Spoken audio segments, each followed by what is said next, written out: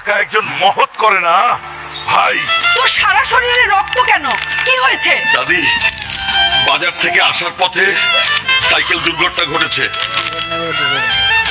তাড়াতাড়ি এখানে বসো, আমি তোমাকে ব্যান্ডেজ করে দেবো। নানি, আমাকে একটা বাইকও কিনে দাও। আরে হাল্ক, আমরা গরিব মানুষ। কি করছো হাল্ক?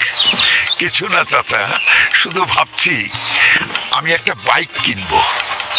ও পাগল হাল্ক, তোর বাইক কেনার জন্য টাকা দরকার, তুই টাকা পাবি কোথায়? চাচা চিন্তা করো না, আমার একটা জঙ্গল আছে তাই না, আমি সেখান থেকে গরু ধরবো আর বিক্রি করবো।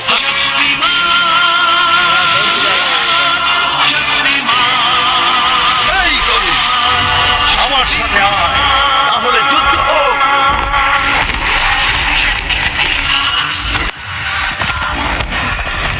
এইবার আমার বাইক কেনার স্বপ্ন সত্যি হবে।